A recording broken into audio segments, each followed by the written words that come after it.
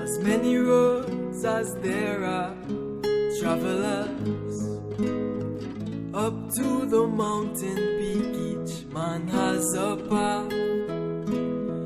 Some take a winding road to walk upon, some take a road unknown but still carry on.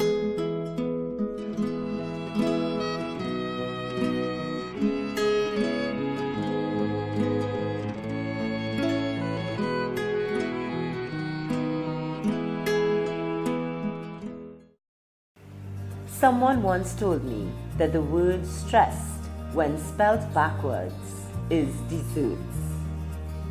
I like thinking about that. A nice bowl of chocolate ice cream can go a long way towards alleviating stress at the end of a hard day's work. But why is it that life tends to stress us out? And how can we cope with the overload?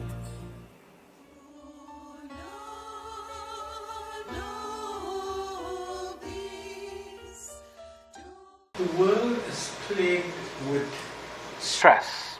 It's almost a disease or disease. Everywhere you hear the complaints about stress. And you see the manifestations of stress overload in people's lives. What we call the lifestyle illnesses of high blood pressure and insomnia and diabetes. Not all is caused by stress, but the majority of the illnesses today that we call lifestyle illnesses are stress related. We are advised by the doctors, by the medical fraternity, that stress is the result of the accumulation of tension and overload on people's sensitivity, on the mind, on the body, on the spirit, on the inner self.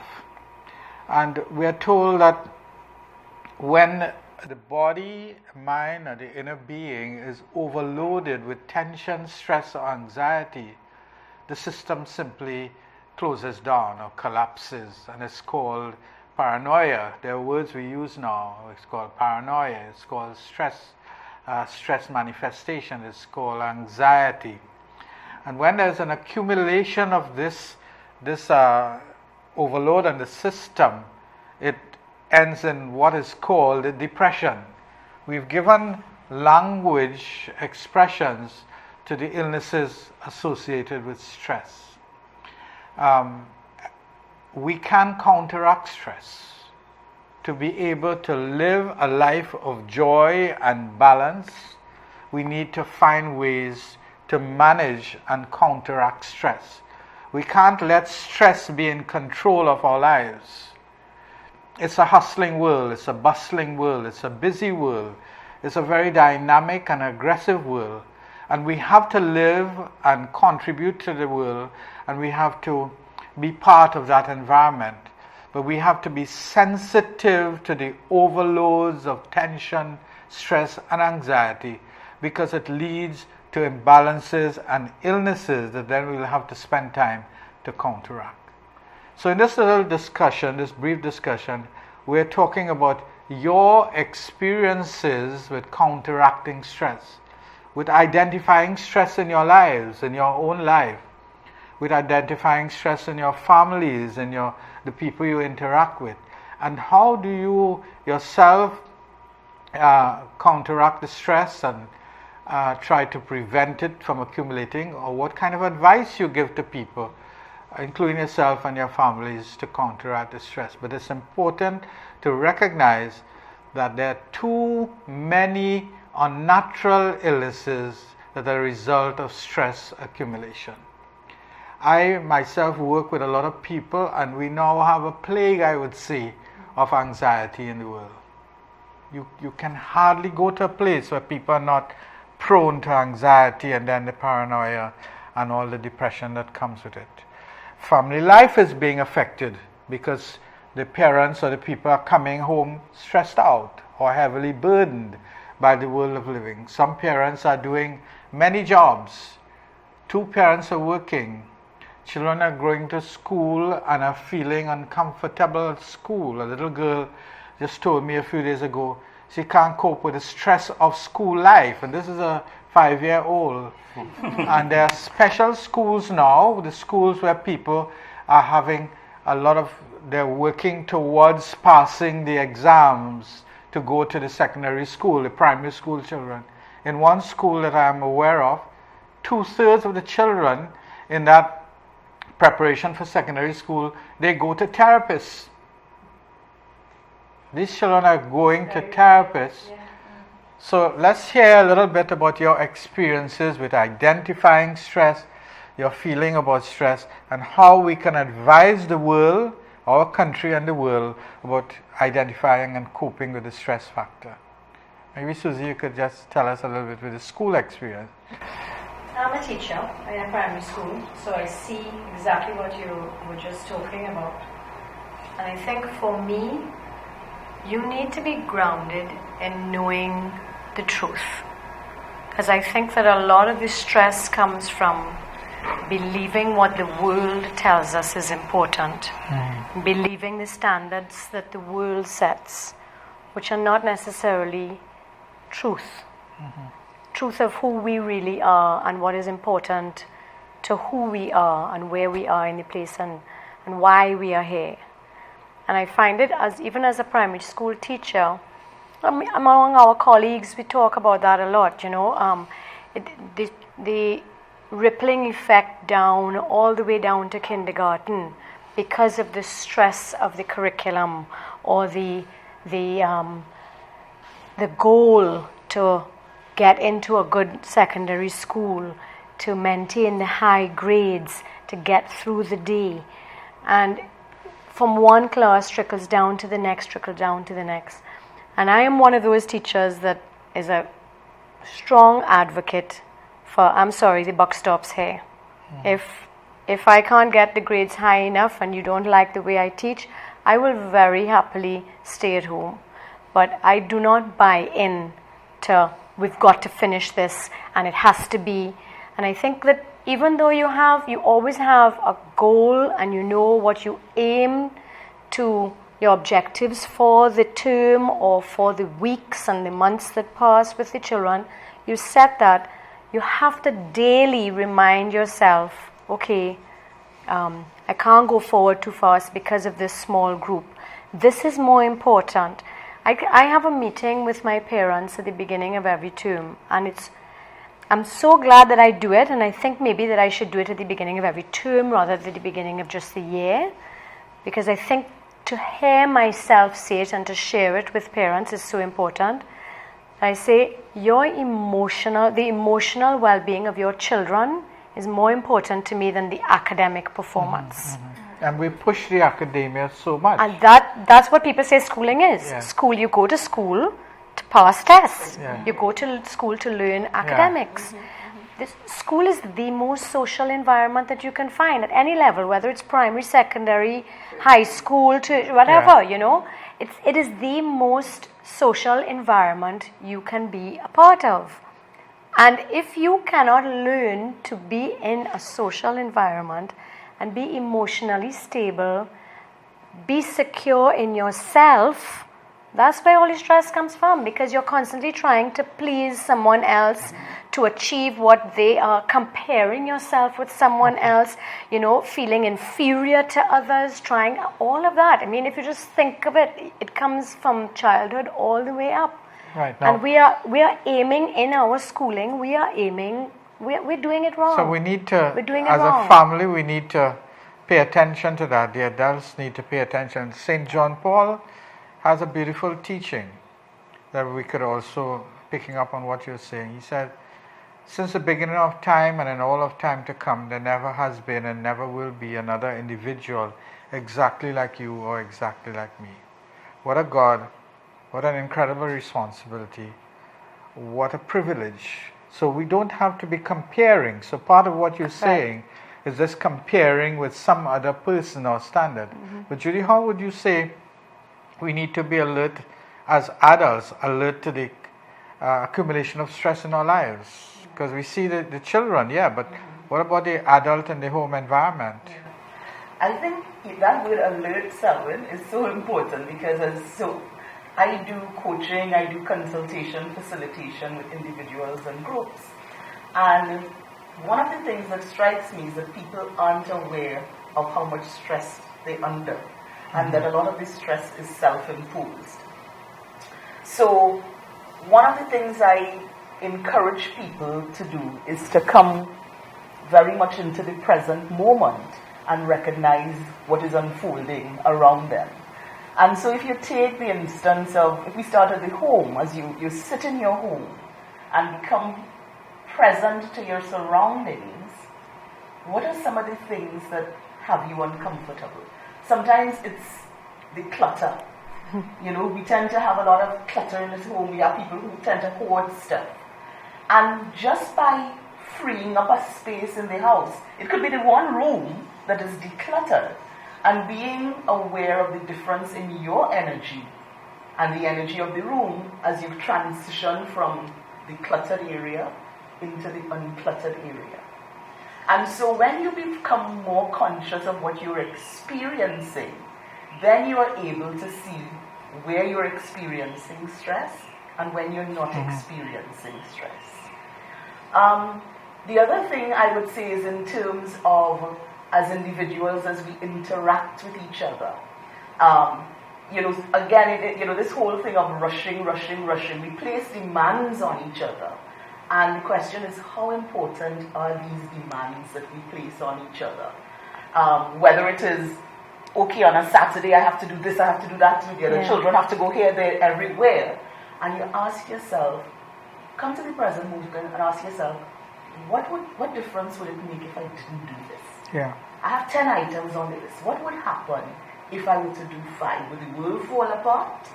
And recognizing that you are enforcing that pressure on yourself. One of the things we are seeing in this world of stress is that people are not sleeping. They're, as I said, almost like a plague.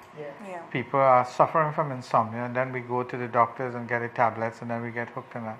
What is your experience, Anna? Because you're a psychologist, you're working with people in the field. I think just to build on what Judy was saying, I think the most important thing is to be aware. So stress affects us in 3 main ways. So first, it affects our body, it affects our emotions, and it affects our behavior. So when you become more aware and you sit with yourself, you could actually see, when I feel stressed, I start to get angry, I start to clench my fist, I can't think clearly, I'm snapping at my spouse, I'm irritable. So when you start to identify, these are my stress responses. These are the indicators, these are the warning signs. And when you start to identify them, you become more aware of them in your daily life. And then you could come up with a plan. Okay, so I'm beginning to be stressed now. Let me come up with a plan in order to deal with this stress. Whether it is you call a friend to talk, you pray, you meditate, you exercise, you come up with a plan for yourself, and so it doesn't reach to the point where it is a lifestyle disease or, So Dan, would you say that the world, people are prepared to listen to this, to the advice, or we're so busy? You understand the corporate world well. Aren't we too busy? In mindfulness, we say we're busy being busy. Well, I think in the corporate world, a lot of people recognize when they are stressed out. And like one of my bosses, he would, when you miss him, he's in the zoo. Because he said he'd go and look at the monkeys in the zoo and realize that this is the corporate world he's looking at. Because they're all jumping around very crazy, and that will put him in perspective. But for me, coming out of the corporate world, what I chose to do, what I realized was causing stress was, one, that stress was really my response to things around me. And so I have control of how I respond. So I took ownership of that. I am going to own how I respond to these triggers, these stimuli on the outside.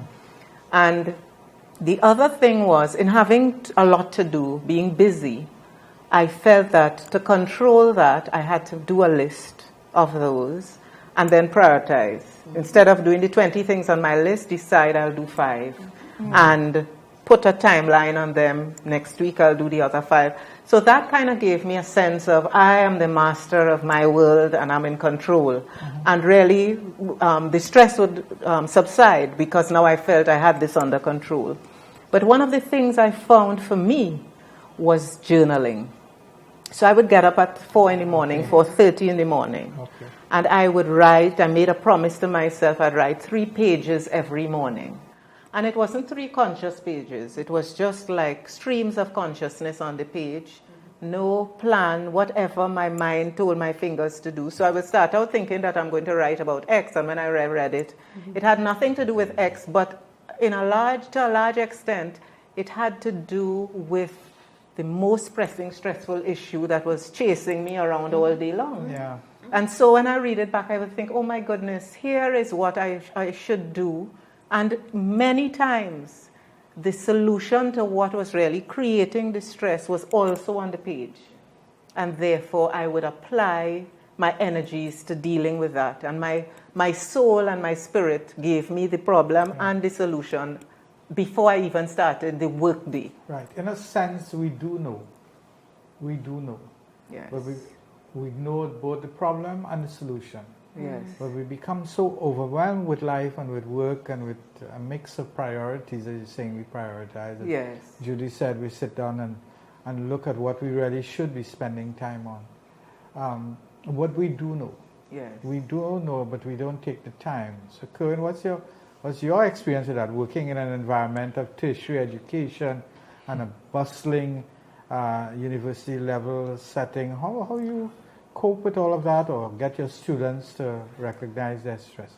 Well, first of all, I want to say is that the whole issue of stress, I'm looking at it over the years, and I realize it's humanity that creates all the systems, all the processes. We say you must have the certification, you must reach to work for 8 o'clock, you must get your child into the best school. And I find it so interesting that we create it and then we try to get out of it. Yes. From my own part, what I realized, and if I was to borrow something from Christianity and from Christ, I realized one of the things that helped me is I carve out times and do some of the simple things, like Christ, the simple things. And one of the simple things I do when it becomes overwhelming, because being in a classroom, 35 different personalities, you have to pitch a concept to them. Everybody is telling you what they think, and you have to decrypt it. You have to change it around and mold their minds. It's stressful. So for me, what I do is I always carve out a space, a time, a day. And for example, for me, very simply, I like to sit in a coffee shop. So I'll sit very quietly there. Sometimes I never finish drinking the coffee. All right? Yes. But I create a space and I sit quietly and I breathe. I just simply breathe. I do nothing. I think of nothing. And I allow my mind to just come all the way back down. And so I tell my students the same thing. Don't spend 2 hours looking at the same thing over and over, reading it. Take 45, 30 minutes, stop, breathe, drink, eat something, watch a show, come back. And I think that is important, and I think... take time out. Take time out. So what I do is I say carve a space out. Carve some time out. It doesn't have to be the same time every day, right. But the activity, the event, as the case would be. The other thing I realize is that, sometimes modern society and all this technology, we get caught up in it and we don't even realize that these things actually place more stress in our life. And I heard Archbishop Jason Gordon mention that for Lent he was trying to encourage people to do less from social media. So I tried it. I tried it this Friday, so I took off my phone from 108 to 308. Right? And I realized that I just spent most of the time while I'm at my desk just picking up my phone, checking the WhatsApp. And I realized, but there's nothing important coming through. That's what somebody says, and I realized, so again, these little things, simple things which you can do, that you can help to reduce the stress in your life. Okay, recent research in Europe has indicated that in communities where people have lost touch with nature and creation, God and nature, God and creation, well, the whole fantastic and majestic world of creation, that in communities where they build the concrete jungles and the apartments everywhere, the people are growing up with a form, they call it attention deficit disorder, Yeah. and they call all kinds of ADD, language yes. we give to it. Yeah. But there's a huge emergence of depression and anxiety, just not being Yep. close to nature. And so we need to be able to stop to enjoy nature. Yeah. A cup of coffee, of course. Being with flowers. Just being by a stream, by a river. Yeah. And in island communities like ours, we have the ocean and we have the beautiful evening and morning time with the sun. So stopping and pausing to recognize creation and the majesty of creation has its own stress detoxing. Yeah. So we need to find ways in life to stop. That's what you all are saying, to prioritize, to make sure we understand the value of the human life and the human nature, and to simply allow ourselves to be ordinary and human and not just bustling and hustling and becoming chaotic. Thank you very much for the discussion on stress, and hopefully we'll be able to impact on people's lives in many parts of the world. Thank you very much. In traveling down the pathway towards managing our stress, it is often a good idea to do some introspection. Am I living a balanced life? And what does that really mean? Psychologists teach that we should use the model of a windmill to demonstrate how we should balance our lives. All the blades of the windmill must be the same size and weight and must be evenly spaced. Otherwise, the windmill will wobble. If each blade represents an area of our lives, physical, emotional, intellectual, spiritual, and social, are all of the blades equally balanced? Living a well-rounded lifestyle can help us to manage stress and to keep our lives on an even keel, not wobbling. We must ask ourselves, am I one of those persons who is always working? Am I an overachiever, up all night beating the books with no time for a social life? So we must be careful that we spend so much time making a living, we forget to make a life. So eat desserts, turn stressed backwards, go swimming, play games, eat ice cream. Work enough, but remember, all things in moderation will help you towards pathways to managing stress.